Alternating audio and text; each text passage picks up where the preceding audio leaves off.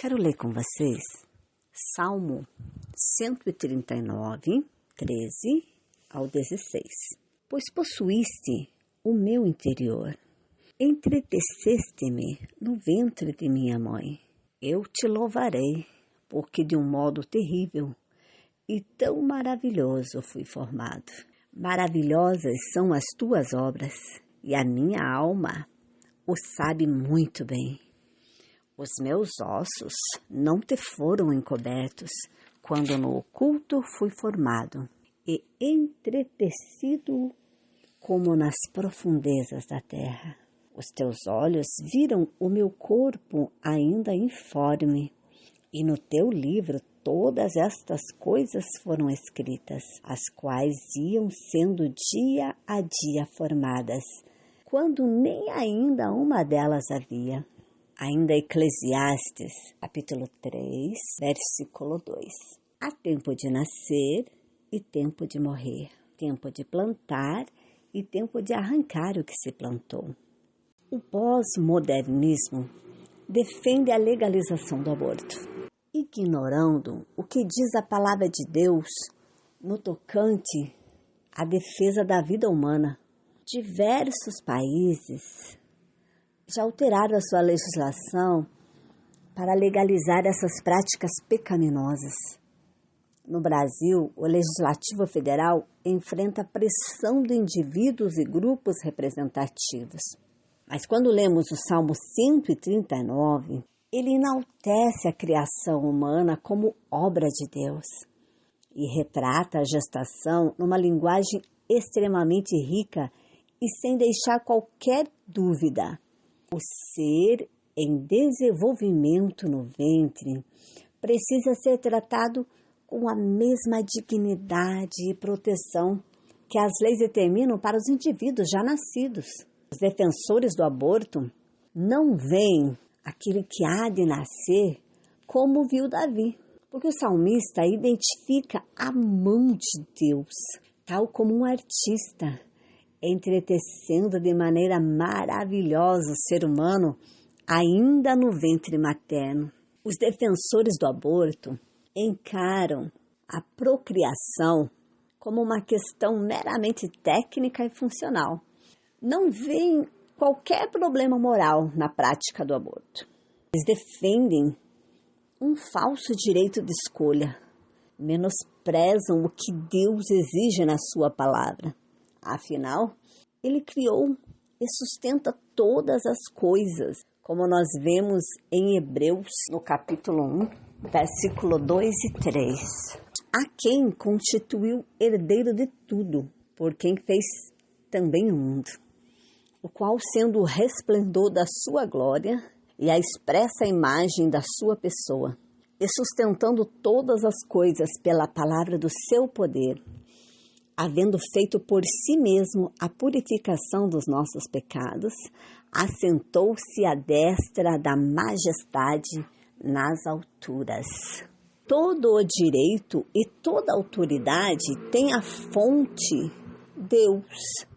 A mulher, alegam os humanistas, que ela tem o direito de decidir sobre o próprio corpo e de escolher entre dar à luz ao novo ser ou abortá-lo, principalmente se for constatada alguma anomalia. Eles apregoam que o ser humano nessa fase da vida em nada difere de um objeto que pode ser descartado a qualquer momento. Não passam eles de adoradores de Moloque. Repetem em seu materialismo perverso e criminoso os mesmos pecados de Israel, como vemos lá em Levítico, no capítulo 18 e o versículo 21.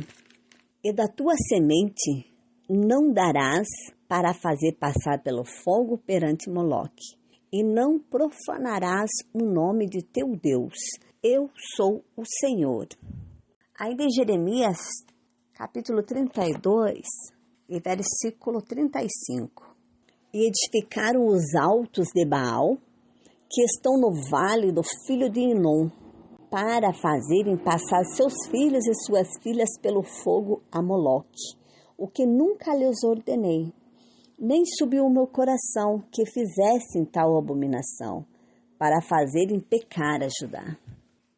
Argumentam eles que o ser em gestação não é uma pessoa, por não dispor ainda de maneira plena dos mecanismos da razão, do pensamento, raciocínio, consciência. Juízes capítulo 13, versículo 2 ao 25. No versículo 8, a criança prometida a Manoá e a sua esposa é apresentada em seu desenvolvimento inicial. Então Manoá orou instantemente ao Senhor e disse: Ah, Senhor meu, rogo-te que o homem de Deus que enviasse ainda venha para nós outra vez e nos ensine o que devemos fazer ao menino que há de nascer. Embora ainda não houvesse nascido, era considerado um ser humano pleno. Olha o que diz o versículo 12. Então disse Manoá: Cumpram-se as tuas palavras, mas qual será o modo de viver e serviço do menino? E no versículo 24, o seu nascimento. O interessante é que nas 3 ocasiões, a criança que viria a ser um dos maiores heróis de Israel é tratada como um ser humano completo e não como algo descartável. Veja o que diz, então, em Juízes capítulo 13, versículo 24. Depois teve esta mulher um filho e chamou o seu nome Sansão. E o menino cresceu e o Senhor o abençoou. A vida humana, ela tem o seu início na concepção. À luz da ética e da moral, o aborto é um crime, pois a vida humana tem início no exato momento da concepção. Sempre que a Bíblia descreve o nascimento de alguém, deixa claro que a vida humana está presente desde a concepção até o nascimento. Concepção, gestação, parto não se desvinculam. Davi, por sua vez, se reconhece no ventre materno como um indivíduo completo que ia sendo formado pelo próprio Deus.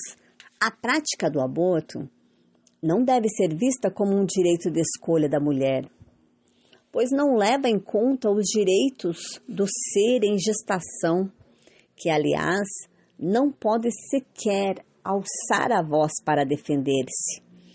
Quando a Bíblia se reporta a algumas pessoas chamadas por Deus desde o ventre, Isaías 49, 1. Ouvi-me, ilhas, e escutai vós, povos de longe. O Senhor me chamou desde o ventre. Desde as entranhas da minha mãe, fez menção do meu nome. Ainda vemos em Lucas 1:15. Porque será grande diante do Senhor, e não beberá vinho nem bebida forte, e será cheio do Espírito Santo, já desde o ventre da sua mãe. Ainda Lucas 1:41. E aconteceu que, ao ouvir Isabel a saudação de Maria, a criancinha saltou no seu ventre. E Isabel foi cheia do Espírito Santo. Ainda Gálatas 1:15-16. Mas quando aprouve a Deus, que desde o ventre da minha mãe me separou e me chamou pela sua graça, revelar seu Filho em mim, para que pregasse entre os gentios, não consultei carne nem sangue. Está implicitamente afirmando não só o direito de o ser em gestação nascer, mas de cumprir os propósitos para os quais vem ao mundo. Os princípios bíblicos apontam para a soberania divina em cada concepção, pois toda criatura nasce sob permissão de Deus, e só Ele, o doador da vida, tem o direito absoluto sobre ela. Nós vemos em Isaías 45:12. Eu fiz a terra e criei nela o homem. Eu o fiz. As minhas mãos estenderam os céus, e a todos os seus exércitos dei as minhas ordens. Ainda em Mateus, capítulo 10, versículo 28. E não temais os que matam o corpo e não podem matar a alma. Temei antes aquele que pode fazer perecer no inferno a alma e o corpo. Como se vê, em nenhum momento os defensores do aborto tratam do propósito e da soberania de Deus concernente à vida humana. Os planos de Deus, contudo, são inegociáveis, como ele próprio declara ao profeta Jeremias: antes que eu te formasse no ventre, eu te conheci. E antes que saísse da madre, te santifiquei, e às nações te dei por profetas. O nascer e o viver são atos da vontade soberana de Deus.